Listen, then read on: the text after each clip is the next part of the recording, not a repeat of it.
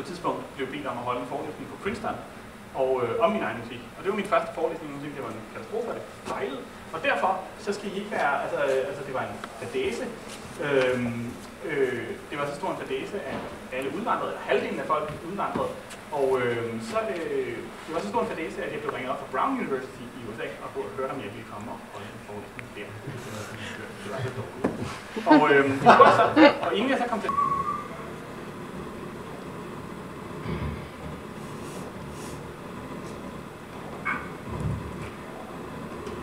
Okay, so we do have a sound problem. So basically, I think you should just cut off the sound because I can easily speak to you. This is one of the problems that is when you transmit anything. You have the problem that you usually end up speaking for the cameras, but that's not the case right here. I want to speak to you. And the cameras, well, that's a completely different chapter.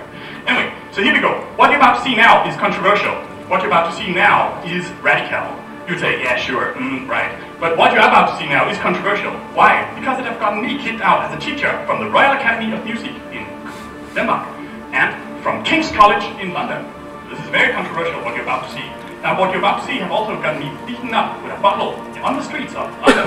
So what you're going to see now is too much. Jeg hørte, om jeg ville komme og holde en forelæsning der, fordi det var så dårligt. Og det gjorde så. Og inden jeg så kom tilbage til Danmark, så havde jeg holdt forelæsning på en hel masse smarte skoler. Der kom jeg tilbage, hvor den nye regering trådte i kraft her hjemme. Og det vil sige, at der skulle lukkes en masse kulturinstanser, blandt andet ved DIEM, Dansk Institut for Elektroakustisk Musik. So potentially, why don't you teach in that field?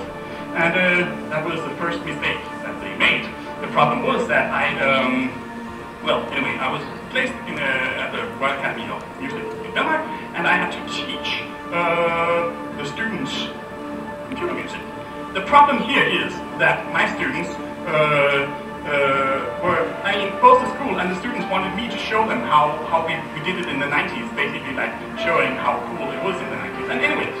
Og mens jeg vil gøre det, så er det jeg faktisk sige, at jeg introducerer min såkaldte forelæsning ved at sige, at jeg er blevet... Det var faktisk sådan, at jeg kalder det stadigvæk koncerter. Der er nogen, der begynder at sige, at det jeg laver af forelæsninger, det er fordi, jeg står og snakker i stedet for at spille musik, kan man sige. Men det har ikke altid været sådan. A broad range, let's put that. Fancy places, I mean, top range places. That's not really the case. Anyway, I was teaching also in the art departments, and I was teaching what we could call media art, and you're never allowed to write that when you media. See, I'm word blind, by the way. But I can spell upside down. But anyway, here we go, sometimes. And that was what I was teaching, so radical computer music and media art, that's what it says now. Anyway, the interesting thing is that was what I was teaching. I was teaching computer music and also that to teach media art. And I realized the same thing inside the world of media art. All the students wanted me basically to repeat the 90s, basically showing how cool it was when I was young and we were the first on the internet and blah blah blah. Derfor så har jeg sådan lidt begyndt at tale om musik. Men da jeg ligesom oplevede, at jeg ikke rigtig kunne få lov at tale om det, jeg gerne ville der, så trænede jeg i at tale under mine koncerter.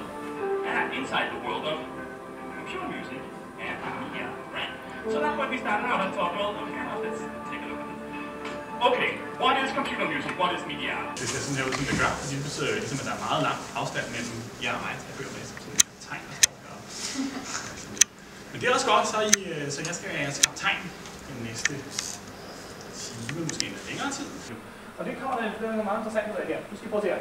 Det er sådan her, at inden for computermusik og inden for mediekunst, uanset hvor I tager hen i hele Europa og i den vestlige verden i det hele taget, så siger folk, the only importance is that you get documented. Fordi hvis man har dokumenteret, så kan man altid vende tilbage til sin idé. Det er en vestlig tradition, at man ligesom siger, om jeg havde idéen allerede tilbage i 94. Det havde I ikke, og så var det bare det. Og det gik jeg til. Og på den måde, der er vi ligesom opstået en kultur nu, hvor der ligger en hel masse information på nettet, og det er jo dejligt. Og så er det sådan set godt nok, mener dem, der publicerer informationen, siger, nu er informationen på nettet, og så er der ikke noget, der er ked af. Så kan vi simpelthen starte lektoren, og så kan I se mig fra Wien, og så kan I sige, det kunne vi da også gøre derhjemme. Men I gjorde det jo ikke. Og det er